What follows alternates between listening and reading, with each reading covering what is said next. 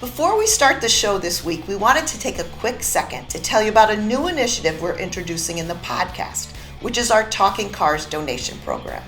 For those that don't know, CR is a nonprofit, and we're able to do all of the work we do, including anonymously buying our test cars and producing this show through memberships to our website and magazine, as well as through donations.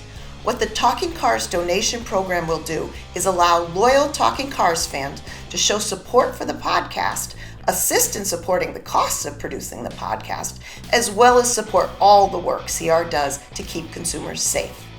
You'll be able to contribute either as a one-time donation or on a monthly basis. Even $5 a month really helps. Go to cr.org/give-talking-cars to find out more. In any event, we'll keep delivering Talking Cars each and every week. Again, go to cr.org/give-talking-cars to find out more. Thanks for watching and enjoy the show.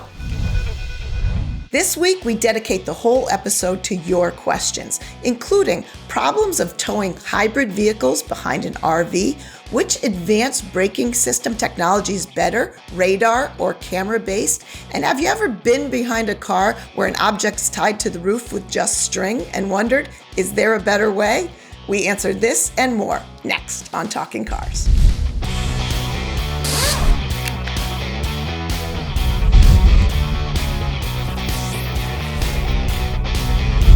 Hi, and welcome to Talking Cars. I'm Jennifer Stockberger. I'm Keith Barry. And I'm Mike Monticello. So you guys have been so great about sending your video and written questions to talkingcars@icloud.com that we thought we'd take the opportunity with this episode to try and get to some of those questions with an all questions episode. I personally, in investigating some of these questions, learned a ton. So I hope you guys did too. Wait, you don't know everything, Jen? I don't, apparently. No, I learned a lot. I'm very excited. So in some new vocabulary, we'll fill you in. But the first question is a video question, and it comes from Avi in Santa Rosa, California. Take a listen. Hi, Talking Cars, and I'm thinking about trading in my 2017 Audi A4 behind me, which is a great car, but I need a new, bigger car. So I was thinking about getting a one-year-old Subaru Ascent with a few thousand miles. Now, the 2020s are going out of the dealer's lots, and the 2021s are coming out of on the lots. When would be the best time to buy a 2020 Subaru Ascent with a few thousand miles, possibly slightly used? Would it be now, or should I wait a little bit of time? Thank you so much. Great show. So, Mike Monticello, any thoughts for Avi about his transition? Sure. Yeah. First of all, Jen, thank you for using my full name. I really appreciate that.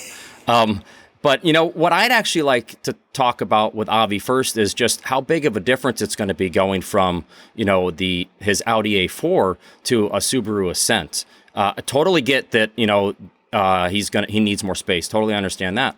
But he's got to understand that the 2017 Audi A4, that's when the car got redesigned.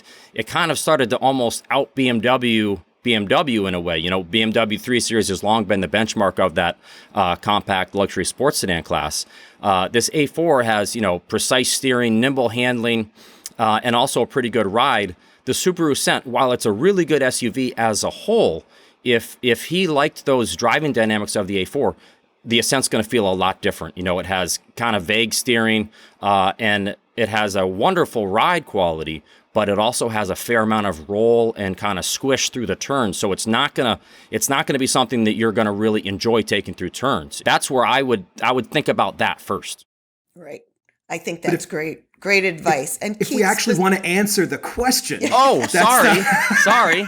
We did look into the question. If you are set on the Ascent, we did look at the idea of buying that used versus buying the new, the slightly used, and it is still a good idea. I looked in your area at Ascents that were, you know, a 2020 that was a new model versus a 2020 that was used that had, a few thousand miles on it, and there was a significant savings. You know, there was at least a few $1,000s, and even if you were financing the whole cost of the car with no money down, you're still coming out ahead buying that car with a couple of thousand miles on it. So that's in general good advice. With that said, the time of year to buy this thing, Normally, the answer is around now, because it's the time of year when, as a friend of mine who used to sell used cars would say, the cars have a birthday. And it's not a happy birthday because it means that those cars sitting on dealer lots are suddenly going from being a year-old used car to a 2-year-old used car, and that drops their value a little arbitrarily. I mean, it's a couple of days, but honestly, the advice this year it changes minute to minute because inventory is different, production is different, and demand is so up and down. So just buy a car when you need one. It's basically the advice I'm giving is, yes, you might save $500 extra if you wait 6 weeks, but you also might end up spending an extra $500 if you wait 6 weeks because it's not like other years. So good luck out there. Yeah, so that actually may be a benefit to buyers that they can buy them whenever they want. They don't have to wait for the birthday to come along. Yes. So great advice both on the car and the timing. So our next question comes from Daryl in Edmonton. Before purchasing my next car, I would like to know which automatic emergency braking system works best, camera-based or radar? Specifically, which would be the most effective at avoiding wildlife at night on the highway? Quick shout out to Jennifer Stockberger for being an outspoken advocate for improving headlight performance. Thank you, Daryl, very much. Did you just give yourself a shout out? No, it came from Daryl. It was in the You did give yourself a thumbs up. You read it. And I gave myself a thumbs up. You deserve it, but yeah. I do. And again, he's talking about nighttime driving. But the truth is, for Daryl, that the answer is neither is the best, but both, because they both do different things. So radar is more effective at detecting metal and sometimes has a longer range, such as what they use with automatic cruise control. But camera-based systems may be better at discerning pedestrians or wildlife. But again, cameras can only see when they can see. So, in poor weather, in the dark, they may not have the advantages of a radar system, for example. So I learned a word. This was one of the vocabulary I learned in that we were in a meeting with a manufacturer of thermal cameras yesterday, and they threw out the word sensor fusion or fused systems. And if you read that, it says sensor fusion is the combination of sensory data or data derived from disparate sources such that the resulting information has less uncertainty than would be possible when these sources were used individually. So many of these advanced safety features are fused systems. They're using data from both radar and camera to make the best decision in what the car should do. And that's just the beginning. We have LiDAR and infrared and these thermal cameras. All of that's coming. And I think the best result is the combination of all of those systems. Yeah. They're not perfect right now where we are with it, but some automakers do have what they call large animal detection systems, and Volvo is one of those companies. I reached out to them to talk to them a little bit about their system because I wanted to find out, if we could discern which one is better than the other. And they said that their system, first of all, is designed for large animals. We're talking deer, we're talking elk, moose, things like that, and it uses radar cameras that are operated by software that can discern between large animals, pedestrians, cyclists, and vehicles in most road and weather conditions. Because, like you said, Jen, they can't do all. They have theirs up on the high on the windshield, but within the wiper sweep, so that it can still see. The wipers will clean the windshield when it's raining out. But they said it can't detect all large animals in all situations. For example, they said it can't see partially obscured large animals. It can't see large animals that run or move quickly. And large animals, if the background contrast of the animals is poor, the warning and brake interventions may then be late or not occur at all. And unfortunately, it can't detect small animals such as dogs and cats, which is a bummer. Hopefully, they will get to that point. Our next question is from Robert from Espanola, New Mexico. My 2019 Tacoma's radio constantly reboots while using Bluetooth. I took it into Toyota and I was informed that it's an issue with the iPhone. I have looked online and it's a common issue with several Toyota models. Is this standard equipment and it's failing? Shouldn't Toyota make it right? Keith, any advice for Robert? Yeah, no, I've had the same problem in my car, which is the infamous diesel XE, which is finally going back to the lease is ending soon. Oh no, you're losing the Jag? I know, yeah, the lease is ending. But I've had the same problem in my car, and it developed very suddenly. And in my car, the case is that every time I would try and change the volume, it would switch inputs if I was using Bluetooth on my phone. And it was this sort of bizarre thing that happened all of a sudden. And, not to let car manufacturers off the hook here, but there's another party at play here, and it is the cell phone manufacturer, the software developer of the cell phone software. Apple and Google and phone manufacturers can make changes that these car companies can't possibly prepare for. So if it's a 2019, I know to you that's basically a brand new car. But, that radio, especially in the Tacoma, was being developed years and years ago. So it's very hard for a car manufacturer to anticipate a new type of software that it will have to interface with years down the road. And this is going to be increasingly a problem with cars going forward when we have, the iPhone 20 or the Galaxy whatever, that our phones are going to outlast our cars in some ways. I did find some advice on Apple forums that showed a change that you can make on your phone. It involves basically uninstalling the software from your phone, reinstalling it.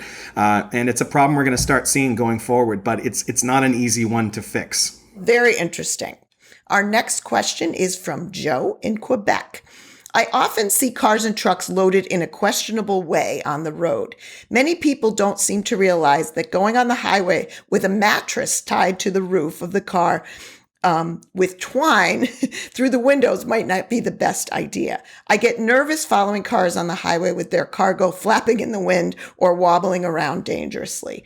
What are your recommendations for transporting things like this? Keith, I know you did a story not too many years ago about oddly transporting Christmas trees. We were seeing a lot of that. But any advice in general outside of Christmas trees for Joe? So, but seriously, this is really dangerous stuff. People get hurt and killed by things flying out of cars, and it's really scary. And you're responsible if something comes off of your car and hits someone. And, you would feel terrible if just to save a few bucks on delivery, someone got seriously injured or killed. So my advice is just pay for the delivery. Get a friend with a truck. I know Monty has one. He'll help you. He'll help you move. Jen does too. Just ask, if you're in Connecticut, we'll just, ask us. We'll help you. No, but I made that offer to you one time. It wasn't like a lifetime offer, Keith. But, it's non-transferable too. But, one of the major issues is that if you are going to put something in a vehicle, you're going to make sure that, the wind does not take it. And that was an issue with Christmas trees because they're kind of shaped like a wedge, and people would put the wrong side of the wedge going forward. And it would start, flapping the tree up in the breeze, and it would fly off the car. You're going to want to make sure, especially with a mattress, that it is tied down in the front so it doesn't kind of take off like a, Bernoulli's principle at work there, and it, flies off the car. You're going to want to use ratchet tie downs, and these are inexpensive. If you're buying a large item, you're probably at the kind of store that has those things anyways. Also, a lot of stores will allow you to rent a truck from them, or they'll have, I know the IKEA near where I live has zip cars, big vans that you can rent from them. So get the right car for the right job, because you could hurt someone and it's not worth saving $50. Do you ever see someone who literally the passenger's reaching out and holding whatever's on top of the car? Oh yeah, that's probably a good practice. It's a scary thing to see. Scary thing. So our next question is from Rich from Chicago. Bright headlights are important to me, but I'm having trouble reconciling your headlight ratings, meaning CRs, with those of the Insurance Institute for Highway Safety, IIHS. You seem to have a subjective approach in your reviews, whereas IIHS uses a more objective rating system with comprehensive testing. Cars like the Toyota RAV4 and Honda Accord are rated as good or very good by CR, but do not have top headlight ratings from the IIHS. So yes, Rich, our system of evaluating headlights is slightly different. Ours goes back to 2004, and it is subjective in that we are sitting on the track, statically, looking out at a series of flat black plywood signs, and really with a jury of raters, 2 raters saying, how far can I see? Which of those signs can we see? Both low beam, high beam, width, etc. IIHS uses a more dynamic test in that they're driving towards sensors that are on the signs, if you will, positioned at the sides of the road because they have to drive through them. And they get a measurement of when that sensor reads 5 lux, kind of a low threshold for being able to discern something ahead. Some of the differences, and I did delve into like the car of the RAV4, for example, the differences between our ratings. And one is they do a whole bunch of, when you say comprehensive, they do all of the iterations that come on the cars because they do go to a local dealership, borrow all of the different headlight variants, if you will, for that car. So we only do the one that comes on the car we've tested, of course. So make sure you're comparing apples to apples in that it's the right headlight. But the differences often come from those curved ratings. They also do ratings in a curve. So ours is straight ahead. And if you look at the data for the RAV4, we're not too far apart. We say similar on the low beams and high beams. Where the differences come for something like that is in the curve data. That they're seeing less illumination in curves. IIHS also does bonuses for automatic high beams. We do not apply that yet, though we do absolutely see advantages for automatic high beams. And they do a very significant deduction for what they see, what they deem glare potential, if they think a light is bright enough. So yeah, Rich, there are differences. There is a link in the IIHS data to look at the more technical data if you want to make some direct comparisons, but we do need to work a little better to resolve that. I do think both systems have worked towards better headlights overall, so there is advantages to both ours and the IIHS, but there are differences. So just moving on, a question comes from Boaz.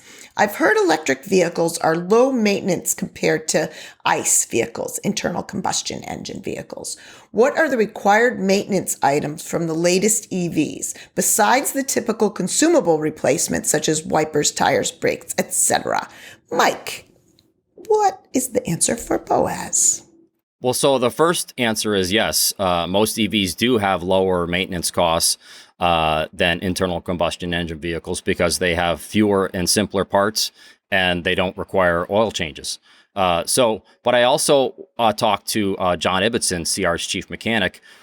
He's in charge of our entire car fleet, and which means he's also in charge of getting our test vehicles to the dealers to have their maintenance done on them because in most cases we do bring them to the dealer.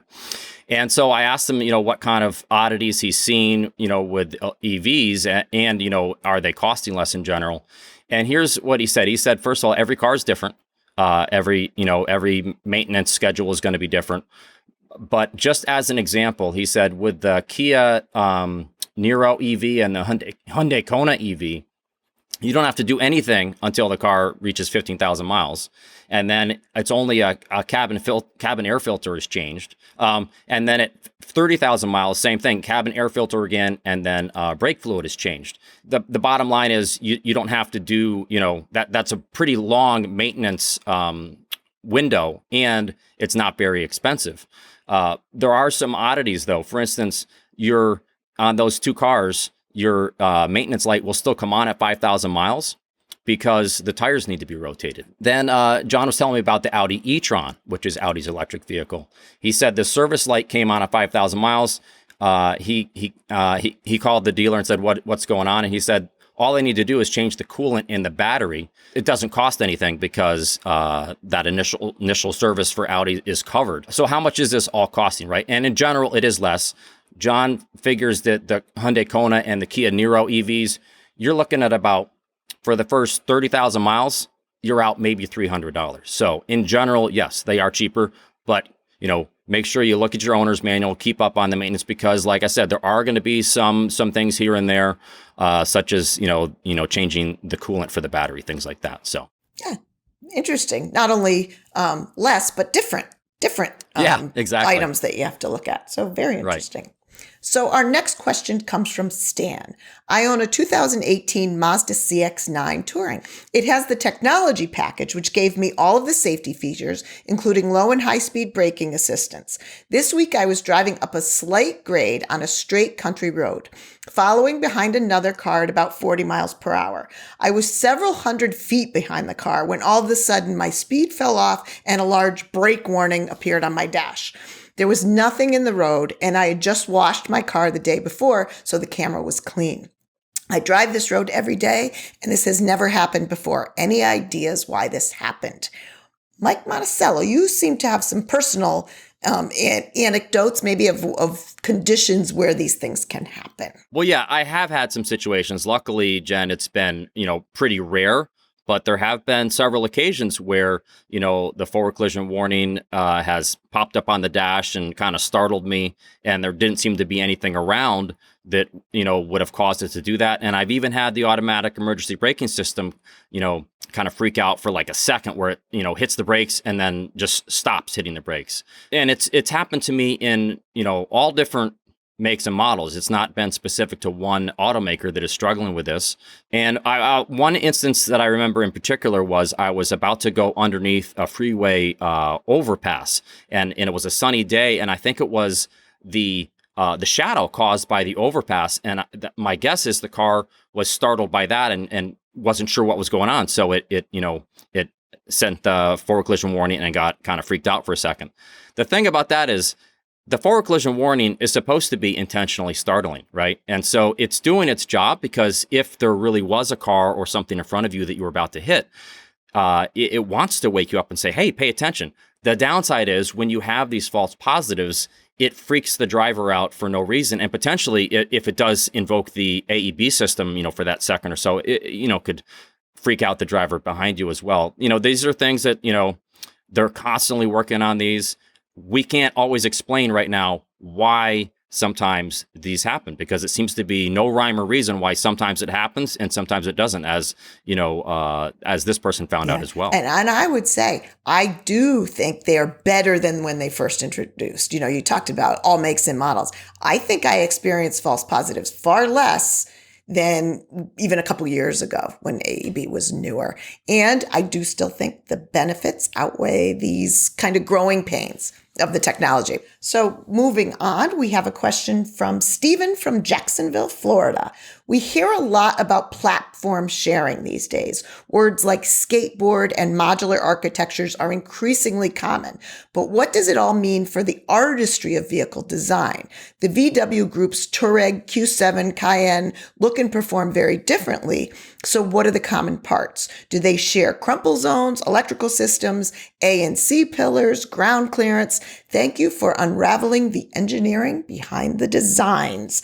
Keith Barry, anything to share for Stephen?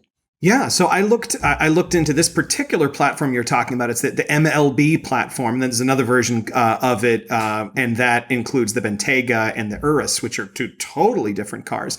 But you're right, some of them do look very similar. I think, the Bentley Bentayga and the Q7 look really similar, and those are cars that cost a multiple of a difference. And that's really up to what VW wants to do in terms of cost cutting for sharing parts, because the only things that actually need to be shared. And first of all, a platform can kind of mean whatever a car maker wants it to. In this case, it means the positioning of the engine, what the drive wheels are. And that's basically it. So it's a longitudinal front engine, front wheel drive or four wheel drive platform. The only thing that is fixed is the location of the pedals, the front wheels, and the rake of the windshield. So that really is very few things that are immovable. Otherwise, almost anything else can be changed other than, the mounting of the engine, whether it's front wheel drive, rear wheel drive, that sort of thing. But this is a great way for car manufacturers to save money. And some cars that share platforms don't necessarily look anything like each other, right? Right. And I would say, that this commonization or platform is not a new concept. Where we hear the word skateboard, and that is with the electric vehicles, where you have this big battery. That's your skateboard. And the analogy I was using was, hey, you can have the same foundation of a house, for example. The house can be vastly different on top. So body styles, design, artistry, I think it doesn't matter. You can have your skateboard and still have all of those benefits. So great question. The next question is from Lisa. When you are installing a forward-facing convertible seat with the seat belt, it goes through the belt path just behind the padding of the child's back. When it is a normal seat belt, it lays flat and the child cannot feel it. But when it's an inflatable seat belt, it's thicker and could potentially cause a bulge behind the child's back. If an inflatable seat belt engages when the car crashes, wouldn't that cause danger to the child? I would think something inflating right behind the child's back would be potentially dangerous and therefore not recommended. So just for informational purposes, Ford came out with the inflatable seatbelts as far back as 2011 on the Explorer originally. So it is on some Ford, Lincoln, and now Mercedes vehicles where you see that inflatable belt. The difference for Lisa is that when we think of airbags, we think of this giant forceful volume of frontal airbags. The inflatable belts aren't nearly the volume that a frontal airbag would be. So yes, they inflate and they kind of unzip up the length of the seat belt to kind of spread those crash forces. And we do think they really have some potential benefits for those that are not in child restraints in the rear seat. And Ford shared a lot of video and testing that they had done when they introduced them back then. The volume, the forces, I don't think they would be dangerous to a child. But what I do need to say, there are still some child seat manufacturers who who say you cannot use their child restraints with inflatable belts. Pay attention to your owner's manual.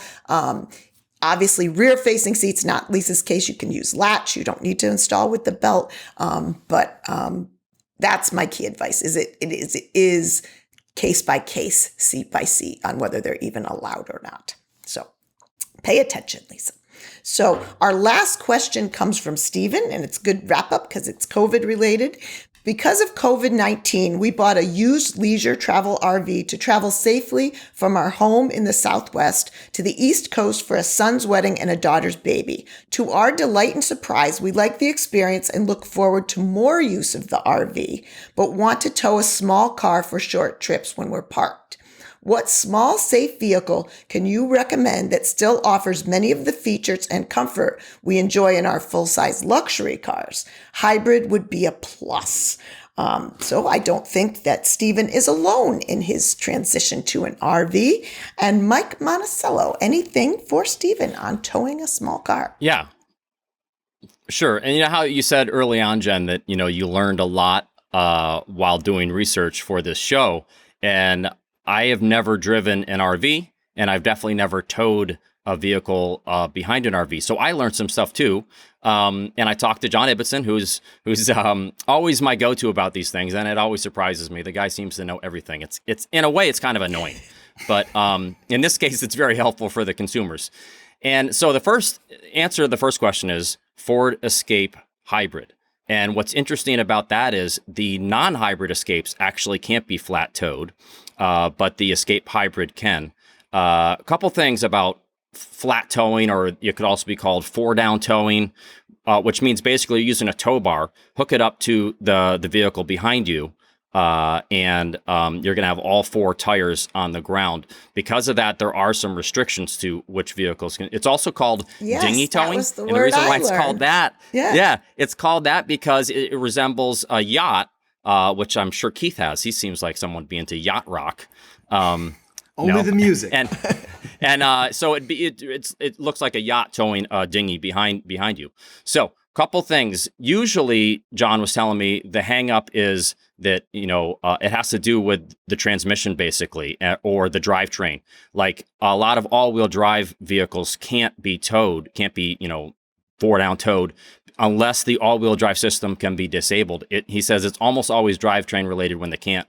Always check your owner's manual and or the dealer. Basically, talk to the dealer before, if you're thinking about which car to buy, talk to the dealer beforehand. You can look a lot of this stuff up online. A lot of people use front-wheel drive cars because even with automatics, you can put them in neutral.